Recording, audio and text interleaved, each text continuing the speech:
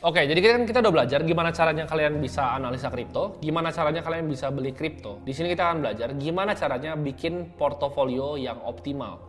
Jadi kita cari risk adjusted return yang optimal. Kenapa? Karena di setiap investasi pasti ada yang namanya resiko. Aturan pertama dari investasi itu adalah untuk memanage resiko. Jadi kalau kalian lihat di hedge fund, mereka nggak ada yang pernah ngomong, oh mau cari cuan sebanyak-banyaknya. Tapi mereka selalu punya mindset untuk meminimalisir resiko yang ada, bukan mencari cuan sebanyak-banyaknya. Resiko sendiri kalau didefinisikan adalah potensi ketika kita melakukan sesuatu ada yang salah. Di kehidupan kita itu pasti selalu di mana-mana ada resiko. Kayak misalnya kita mau berangkat ke kantor naik mobil, itu pasti ada resikonya. Resiko ketabrak. Pasti ada orang yang naik mobil, tabrak dan meninggal. Itu nggak mencegah kalian untuk nggak naik mobil. Sama kayak misalnya kalian parachute gitu. Kalian mau lompat dari pesawat pakai parachute. Ada resikonya? Ada. Tapi kenapa kalian lakuin? Karena ada benefitnya. Oh, thrillnya, senengnya. Kalian pasti ngecekin. Kalian double check, kalian triple check. Kalian bener-bener cekin tuh apakah ini parachute-nya bisa kebuka atau enggak nih. Jadi resikonya diminimalisir sekecil mungkin untuk mendapatkan kesenangan. Sama di investasi juga sama. Minimalisir resiko untuk mendapatkan return yang kita mau. Nah, ini gua akan ngajarin kalian risk management yang simple dalam kita bisa investing di kripto ya. Yang pertama adalah systemic risk, yang kedua adalah unsystemic risk. Systemic risk ini di mana kayak misalnya FTX. FTX kemarin tuh menurut gue adalah systemic risk, di mana karena FTX jatuh, Bitcoin jatuh, semua harganya ikut jatuh. Jadi kalian mau diversifikasi koin dimanapun akan kena semuanya. Itu adalah resiko dari market as a whole. Jatuh semua satu marketnya. Itu resiko sistemik yang kita nggak bisa hindarin dengan diversifikasi. Nah yang kedua itu adalah unsystemic risk. Ini resiko yang kita bisa hindari dengan melakukan praktek yang namanya diversifikasi. Artinya apa? Koin, misalnya kita yakin banget nih sama satu koin, itu bisa ke nol. Kayak misalnya kita cari koin-koin yang micin segala macam, itu bisa ke nol. Itu masuk ke unsystemic risk, di mana ada peluang suatu investasi kita bisa ke nol. Nah kita cegahnya gimana? Dengan nggak beli cuma satu koin. Contoh, misalnya kalau orang yang zaman dulu, oh percaya banget layer 1 kayak Luna, dia all in di Luna, semua uangnya di Luna, habis karena yang namanya unsystemic risk. Karena kalian nggak ngerti kenapa nggak boleh tuh cuma pegang satu layer 1 koin. Beda seperti Bitcoin dan Ethereum ya, yang memang track record-nya udah terbukti. Nah sekarang pertanyaannya, berapa uang yang kita mau resikokan untuk berinvestasi di cryptocurrency? Dengan ingat, kadang token itu bisa ada yang jatuh ke nol dan nggak pernah kembali lagi. Ada juga token yang bisa dia jatuh dulu, ya kan? Kita udah panik, kita udah jual, dia baru terbang.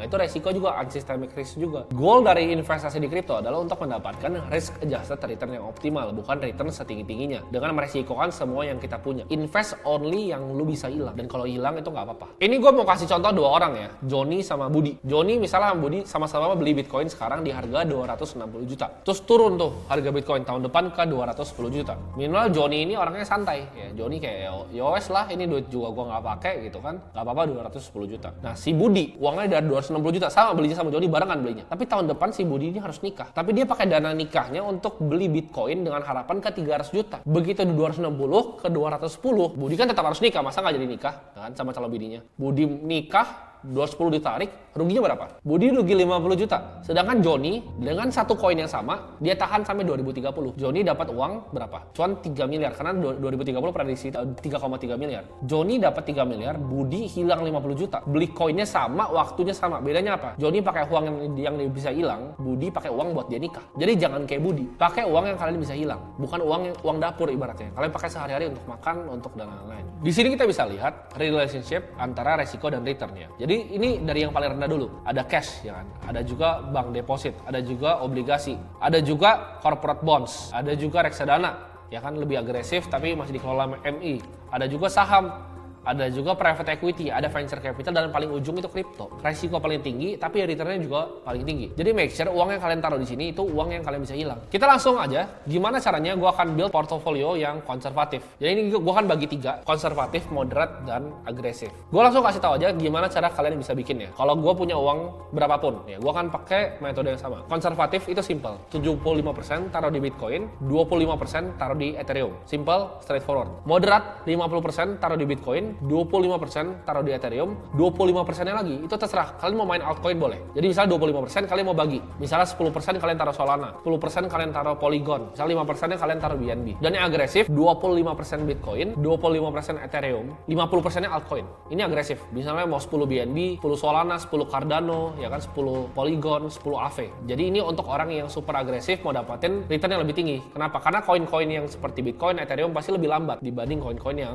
lebih cepat. Saran gue untuk yang pilih altcoinnya, yang untuk yang moderat sama yang agresif, itu adalah pilih 3-5 altcoin yang kalian benar-benar yakin. Dan kalian pilih industrinya. Misalnya kalian mau di DeFi gitu, kalian mau di decentralized exchange, kalian mau di gaming atau metaverse. Kalian pilih sektor yang kalian pelajarin dalam dan kalian tahu luar dalamnya seperti apa dan kalian masuk. Tetap untuk jaga portfolio tetap harus ada selalu Bitcoin dan juga Ethereum. Sisanya kalian bisa main di altcoin yang lain. Jadi contoh kalau misalnya kita position sizing ya, kita misalnya punya uang, ini gue contoh aja 100 juta. Misalnya kita taruh Bitcoin 75 juta dan Ethereum di 25 juta. Tapi pertanyaannya kalau kayak gini, kapan kita rebalance portofolionya? Jadi rebalancing portofolio itu hal yang dilakukan sama semua investor yang profesional, termasuk gue pribadi. Jadi kalau alokasi yang nggak sesuai apa yang gue mau, gue rebalance. Jadi cara rebalance itu ada dua. Yang pertama itu adalah time rebalancing, yang kedua adalah threshold rebalancing. Maksudnya apa? Time rebalancing itu kalian rebalance kripto kalian berdasarkan waktu. Contohnya, tiap sehari kalian rebalance terus, atau tiap seminggu, atau tiap sebulan, atau tiap tahun kalian rebalance, atau tiap quarter, tiap 3 bulan sekali kalian rebalance portonya. Misalnya Bitcoin 75 juta. Ini gue kasih contoh yang konservatif biar gampang.